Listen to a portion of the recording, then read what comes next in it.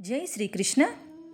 ఈ రోజున భగవద్గీతలోని 3వ అధ్యాయమైనటువంటి కర్మయోగాన్ని ప్రతినిత్యం పారాయణ చేయటం వల్ల వచ్చే ఫలితాన్ని కథ రూపంలో తెలుసుకుందాం. పూర్వం దండకారణ్య ప్రాంతంలో ఉన్న జనస్థానము అనే ప్రదేశంలో జడుడు అనే బ్రాహ్మణుడు ఉండేవాడు. అతడు పెద్దగా చదువుకోలేదు. ఏవో చిల్లర పౌరోహిత్యాలు చేసుకుంటూ హీనమైన దానాలు పుచ్చుకుంటూ జీవితం గడుపుతూ ఉండేవాడు. ఇతడికి వివాహమై ఒక కొడుకు కూడా పుట్టిన తర్వాత మెల్లిగా దురభ్యాసాలు మొదలైనాయి. తాగుడుకు అలవాటు పడ్డాడు, జూదాలకు మరిగాడు. దీనికి తోడు వేశ్యా వ్యామోహము పట్టుకుంది. దాంతో ఎంత సంపాదించినా సరిపోయేది కాదు. అందువల్ల క్రమక్రమంగా అతడు దారి దోపిడీలు కూడా చేసేవాడు. అతడికి ఉత్తర దేశంలో ఉన్న క్షేత్రాలకు వెళ్ళి బాగా దానాలు పుచ్చుకొని వ్యాపారం చేసి డబ్బు సంపాదించాలనే దురాశ పుట్టింది. అనుకున్నట్లుగానే ఇల్లు వదిలి వెళ్ళిపోయాడు. విపరీతమైన డబ్బు సంపాదించాడు. ఈలోగా వయసు కొంచెం మళ్ళింది. ఆరోగ్యం కూడా పట్టు తప్పింది. ఇలాంటి కారణాల వల్ల ఇక సంపాదించింది చాలు, ఇంటికి వెళ్దామని అనిపించింది. ఆ రోజుల్లో ఒక బాటసారుల గుంపు జనస్థానం వైపు వెళ్తోందని తెలిసి వారితో పాటు తను బయలుదేరాడు. అలా అడవిలో ఒకరోజు చీకటి పడేసరికి ఒక చెట్టు కింద పడుకొని ఆదమరచి నిద్రపోయాడు. అర్ధరాత్రి వేళ దాటాక అతడికి మెలకు వచ్చింది. అప్పటికే గుండెల్లో ఏదో బాధగా ఉంది. తోటి బాటసారులు తలో చెట్టు కింద నిద్రపోతున్నారు. జడుడికి పక్కవారిని పిలిచే ఓపిక కూడా లేదు. కొంతసేపటికి అతడి ప్రాణం పోయింది. తెల్లవారాక తోటి బాటసారులు జడుడు మరణించాడని గుర్తించి అతడి దగ్గర ఉన్న డబ్బు లాక్కొని అక్కడే అతని శవాన్ని తగలబెట్టేసి తన ప్రయాణం కొనసాగించారు. వారిలో కొంతమంది జనస్థానం చేరారు. అప్పటికి జడుడి కొడుకు యువకుడై తండ్రి రాక కోసం ఎదురు చూస్తూ ఉన్నాడు. ఈ కొడుకు తండ్రిలాగా కాకుండా కొద్దిగా విద్యావంతుడై అనుష్ఠానపరుడై ప్రతిరోజు భగవద్గీతలోని 3వ అధ్యాయమైనటువంటి కర్మయోగాన్ని పారాయణ చేస్తూ ఉండేవాడు.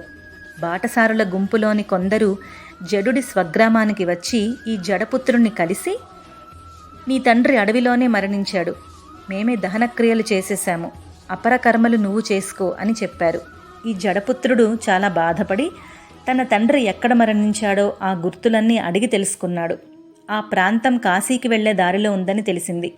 జడపుత్రుడు ముందుగా తన తండ్రి మరణించిన చోటికి వెళ్ళి అక్కడ కొద్దిగా శాంతిక్రియలు చేసి అక్కడ నుండి కాశీక్షేత్రానికి వెళ్ళి ఆ మహాక్షేత్రంలోనే అపరకర్మలు చేస్తే తన తండ్రికి కొంచెమైనా సద్గతి లభిస్తుంది అని ఆశపడ్డాడు. వెంటనే తగిన సామాగ్రిని సమకూర్చుకొని కొందరు ఆప్తులను వెంట పెట్టుకొని తండ్రి మరణించిన స్థానాన్ని వెతుక్కుంటూ బయలుదేరాడు. 9 రోజుల నడక ప్రయాణం తర్వాత అతడు ఆ ప్రదేశాన్ని గుర్తుపట్టగలిగాడు. అక్కడికి వెళ్ళేసరికి తన తండ్రి ప్రేతాత్మగా మారి ఆ చెట్టు చుట్టుపక్కలనే తిరుగుతున్నాడని కూడా అతడికి అనుష్ఠానం బలం వల్ల అతడికి అర్థమైంది. ఈ ప్రేతపుత్రుడు చాలా బాధపడి ఆ దగ్గరలో ఉన్న చెరువులో స్నానం చేసి మళ్ళీ ఆ చెట్టు దగ్గరకే వచ్చి తన అలవాటు ప్రకారం రోజూ చేసే భగవద్గీత 3వ అధ్యాయ పారాయణం శ్రద్ధగా చేశాడు.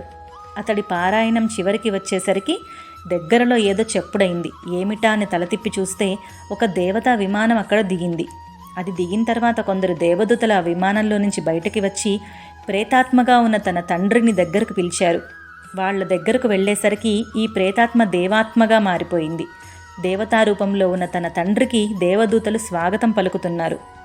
తండ్రి దేవ విమానం ఎక్కబోతున్నాడని గమనించిన జడపుత్రుడు పరుగు పరుగున వెళ్ళి తండ్రి పాదాలకు నమస్కరించి ఆ తర్వాత ఇతర దేవతలకు కూడా నమస్కరించి మళ్ళీ తన తండ్రి వంక చూసి, నాన్న, నువ్వు ప్రేతదేహంతో ఉండటం నేను కొద్ది గడియల కిందనే స్పష్టంగా చూశాను. ఉన్నట్లుండి నీకు ఇలా దేవతారూపం ఎలా వచ్చింది అని ఆదుర్దాగా అడిగాడు.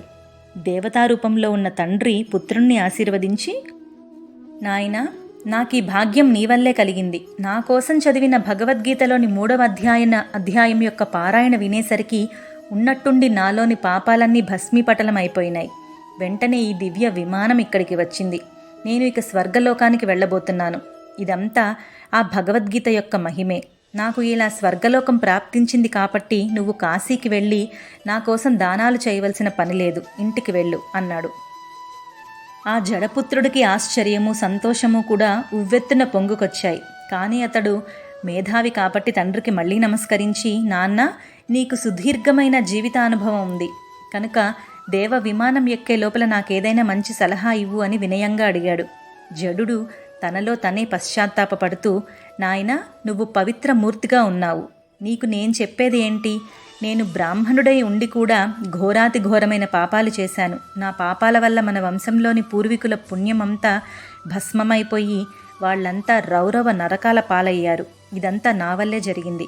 నేను మాత్రం నీ అనుగ్రహం వల్ల నరకం ముఖం చూడకుండానే సరాసరి విష్ణులోకానికి వెళ్తున్నాను. నాకు ఒకటే కోరిక, ఈ భగవద్గీత 3వ అధ్యాయ మహిమతో నా పాపాలను భస్మం చేసి నాకు విష్ణులోక ప్రాప్తిని కలిగించినట్లే నా వల్ల నరకం పాలైనటువంటి మన పితృదేవతలందరినీ నువ్వు క్రమక్రమంగా ఉద్ధరించు. వారికి కూడా ఉత్తమ లోకగతి కలిగేటట్లుగా చెయ్యి. ఇదే నా ఏకైక కోరిక అని అన్నాడు. ఈ మాటలకు జడపుత్రుడు చలించిపోయాడు. నాన్న, నిష్కామ కర్మానుష్ఠానమే ఈ అధ్యాయానికి ప్రాణనాడి. నరకంలో ఉన్న మన వంశీకులకే కాదు, నరకలోకంలో ఉన్న జీవులందరినీ ఈ 3వ అధ్యాయన పారాయణ ఫలం ఉద్ధరించగలదు. నేను ఇవాల్టి నుండి నరకంలోని జీవులందరినీ ఉద్ధరించటమే దీక్షగా పెట్టుకుంటాను. వారందరి కోసం ప్రతిరోజు నిస్వార్థంగా ఈ 3వ అధ్యాయాన్ని పారాయణ చేస్తాను. ఏ జీవి నరకంలో ఉండకూడదు. ఇదే నా కోరిక, నన్ను ఆశీర్వదించు అని నమస్కారం పెట్టాడు. జడపుత్రుడు ఇక మిత్రులతో కలిసి తిరిగి స్వగ్రామానికి వచ్చేశాడు. అప్పటి నుండి అతడు ప్రతిరోజు తమ ఊళ్ళో ఉన్న విష్ణు ఆలయానికి వెళ్ళి అక్కడ భగవద్గీత 3వ అధ్యాయాన్ని పారాయణ చేసి ఆ ఫలితాన్ని నరకంలో ఉండే జీవుల యొక్క విముక్తి కోసం ధారపోయటం మొదలుపెట్టాడు. ఇలా కొన్ని సంవత్సరాలు గడిచింది. జడపుత్రుడు తన దీక్షను కొనసాగిస్తూనే ఉన్నాడు. ఇలా ఉండగా ఒక రోజున విష్ణులోకంలో ఉన్న శ్రీహరి తన దూతలను కొంతమందిని పిలిచి, మీరు సరాసరి నరకలోకానికి వెళ్ళి అక్కడ శిక్షలు అనుభవిస్తున్న సమస్త జీవులను వారితో పాటు యమధర్మరాజుని కూడా వెంట పెట్టుకుని నా దగ్గరకు తీసుకురండి అని ఆజ్ఞాపించాడు.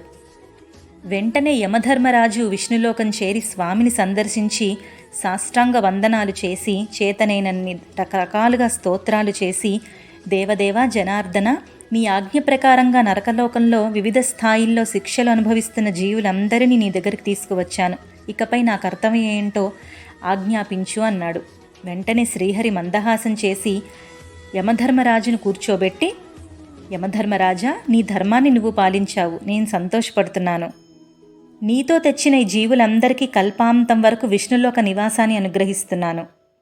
ఈ పాపాత్ములకు విష్ణులోక ప్రవేశం ఏమిటి అని సందేహపడకు. వీళ్ల పాప భారాన్ని నేనే మోస్తాను. ఆ పాపాలను నేనే స్వయంగా దహించి వేస్తాను. ఎందుకంటే వీళ్ల కోసం ఒక నిష్కామ కర్మయోగి తన అపార పుణ్య రాశిని ధారపోస్తున్నాడు. అందుచేత ఈ జీవులను ఉద్ధరించటం నా ధర్మం.